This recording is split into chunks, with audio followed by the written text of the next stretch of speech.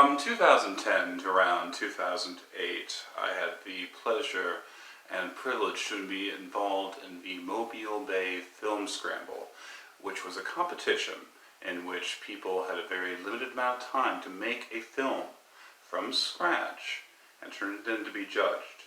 It was a great opportunity to work under pressure, to flex your creativity, and ultimately to see people's homemade films projected on large screen at the Crescent Theater in downtown Mobile. When I started, it was just as an actor. But as time went by and I got more involved, I started making films and editing them. And although I was very nervous about editing at first, what I discovered was that editing is closest in form to writing poetry. And allow me to explain. When you write poetry, you almost always have line breaks. Line breaks do not alter the content of the poem. However, they add a stylistic influence upon the reading of the poem. In poetry, line breaks are used for a number of stylistic influences upon the reader. They can be used in order to encapsulate a thought. They can be used in order to create a tempo in the reading. They can be used to create tension by abruptly breaking a thought. The same is true with making films. When you're making a film, you get a whole lot of footage, and when you are done compiling that footage, when you get to editing, that's when the true sense of artistry, at least for me, comes in, because you are deciding, sometimes just intuitively, where to break, which angle to use, how to move from angle to angle. When you're filming, you may not have a sense of where you're going to make these breaks.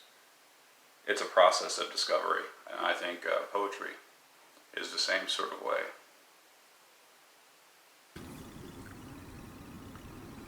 Once upon a time, but not so long ago, there's a young girl named Anaya who was coming home from school.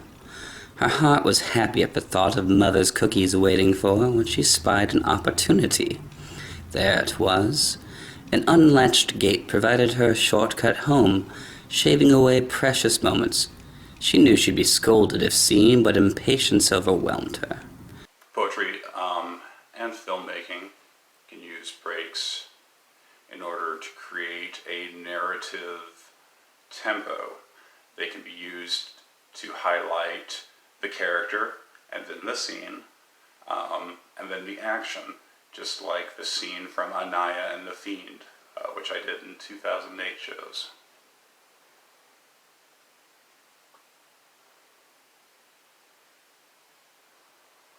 Breaks can be made in order to focus on each individual speaker in turn. It's a film from, I think, 2015 called Le Pouf de Nude, which I wrote and directed. It's a satire of French films. Don't take it too seriously. Ah, such is life. Wine and laughter. All things are made of beauty and freedom. Today is tomorrow, and yesterday is a delicacy. A delicacy to be snatched from the jaws of fascism. Fascism is a clown dressed as a fire hydrant. If you want to create tension or you want to subvert the speaking roles, I did a film in 2017 called The Lady Gets the Last Laugh. In that, the male speaker, there's often a break in mid-sentence for him as the camera angle shifts. Now when we're filming it from like 3 or 4 angles, and we're filming it all the way through. But when you get to editing, you're able to jump back and forth. Yeah, you're listening to that pretty much every night that I get home.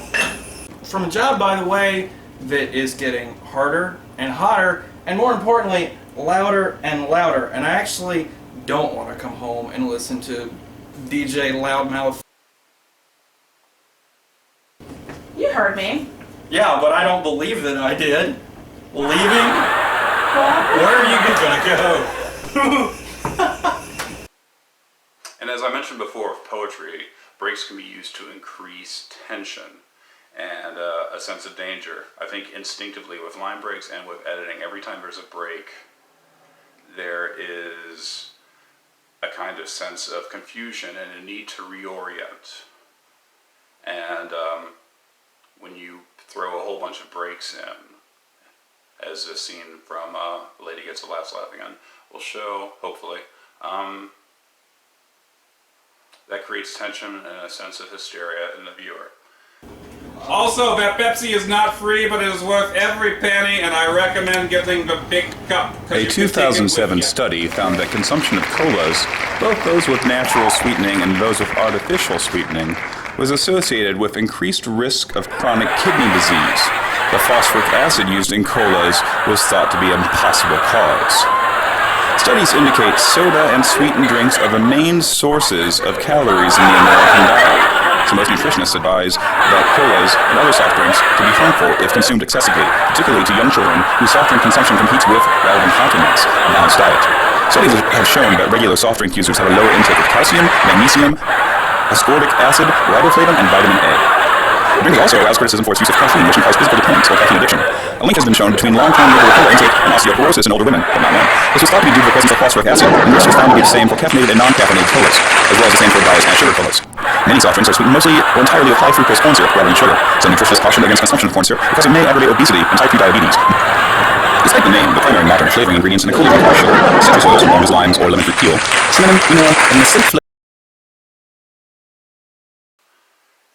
You can have breaks in filming and hide it in quick motion movement.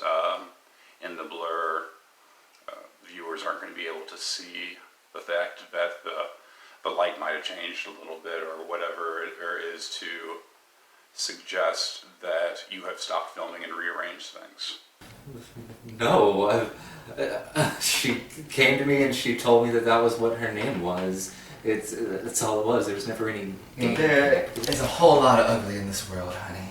And there has to be a point where someone stands up and says enough is enough. And I'm the one doing that. I am the one ridding the ugly out of this world. I'm the one bringing beauty back to our earth. Time for you to touch up, sweetie.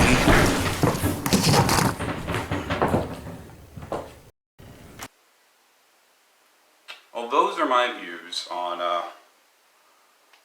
how editing is video is very similar to writing poetry. Since no two people actually agree on what poetry is and what poetry does, I suggest that there's very little chance that everyone's going to agree with me that video editing is like writing poetry and using line breaks. But if you do agree, you're in good company. Thank you.